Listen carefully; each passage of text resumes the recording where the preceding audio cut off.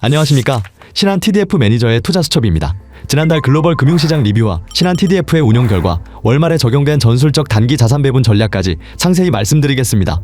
4월 글로벌 증시는 미국과 이란의 휴전 돌입과 견조한 1분기 기업 실적에 힘입어 3월의 낙폭을 대부분 만회했습니다. 특히 전쟁 직후 하락세가 뚜렷했던 IT 하드웨어 및 반도체 업종이 반등을 주도했습니다. 인텔, 삼성전자, SK하이닉스 등 주요 기업의 호실적과 더불어 빅테크 기업들이 AI 설비 투자를 확대하며 수익성을 증명한 점이 투자 심리에 긍정적인 영향을 미쳤습니다. 한국 증시는 반도체 대형주의 사상 최대 실적에 힘입어 전월 대비 30% 이상 급등하며 4월 마지막 거래 일에 사상 최고가를 경신하는 강세를 보였습니다. 미국의 채권 시장은 중동 리스크의 전개 상황에 따라 변동성이 확대되었습니다. 월 초에는 트럼프 대통령의 강경 발언으로 전쟁 장기화 우려가 커지며 금리가 상승했으나 이후 유가 급등에 따른 물가 부담과 반전 여론으로 양국이 휴전에 합의하며 금리는 고점 대비 하락했습니다. 하지만 4월 FOMC의 금리 동결 및 매파적 코멘트, 그리고 양호한 경제 지표가 발표되면서 금리는 다시 상승하며 마감했습니다. 한국 채권 시장 또한 중동 리스크 완화로 하락세를 보이다가 예상을 상회한 1분기 GDP 발표 영향으로 상승 반전했습니다. 이어서 신한 TDF의 4월 성과를 살펴보겠습니다. 신한 TDF 또한 지난달에 금융시장의 반등 기회를 놓치지 않고 반도체 중심의 주식 비중 확대 전략을 구사한 결과 모든 펀드가 1개월, 1년 기준 모두 양호한 플러스 성과를 기록했습니다. 특히 은퇴 잔여 기간이 긴 빈티지일수록 시장 상승의 수혜를 극대화하며 높은 자산 증식 효과를 나타내고 있습니다. 마음 편한 적격 TDF의 성과를 보시면 1년 수익률이 최소 14.7%에서 최대 34.8%에 달해 매우 견조한 흐름을 보였습니다. 말씀드린 것처럼 2025에서 2060으로 갈수록 수익률이 높게 나타났는데요. 이는 주식 비중이 높은 공격적 자산 배분 전략이 4월의 반도체 및 빅테크 중심 상승장과 정확히 맞물려 높은 레버리지 효과를 낸 것으로 풀이됩니다. 마음 편한 시리즈 대비 더 액티브한 전술적 자산 배분을 시행하는 빠른 대응 적격 TDF는 1개월 수익률 기준으로 마음 편한 적격 TDF의 동일 빈티지 대비 1.5% 이상의 높은 수익률을 기록했습니다. 마음 편한 적격 TDF 2035 기준으로 지난달 펀드의 자산별 성과 기여도를 말씀드리겠습니다. 보시면 지난달 강력한 상승 흐름을 보여준 주식 자산이 펀드 성과에 가장 크게 기여해 주었습니다. 지역별로는 선진국에서는 미국, 신흥국에서는 한국 증시의 기여도가 가장 높았는데요. 업종별로는 반도체 업종에 대한 비중 확대 전략이 주요하며 초과 성과를 기록했습니다. 특히 선진국 대비 한국 증시 비중을 높게 가져간 전략이 성공적이었으며 반도체 대형주와 전력 인프라 업종의 비중 확대가 성과를 견인했습니다.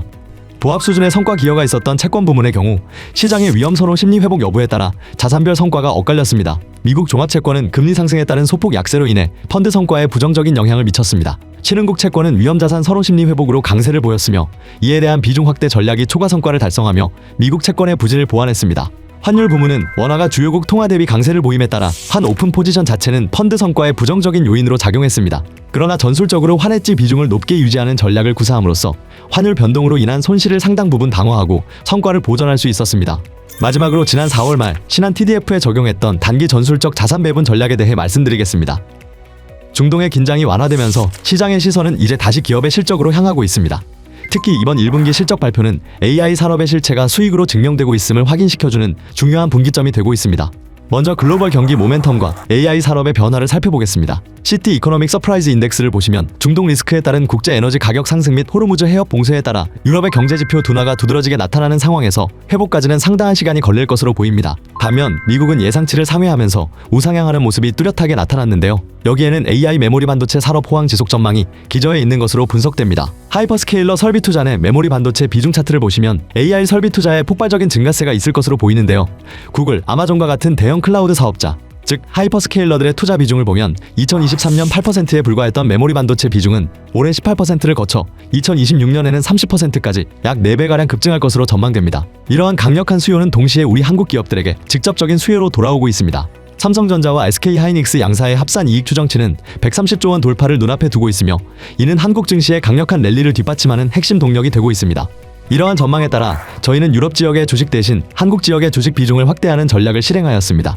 또한 미국 주식 내에서는 반도체 업종 비중을 확대하였고 한국 주식 부문에서는 가장 견조한 이익이 전망되는 일부 반도체 개별주를 전술적으로 편입하였으며 한국 주식 전체 비중 대비 전력 인프라 업종의 비중을 확대하였습니다.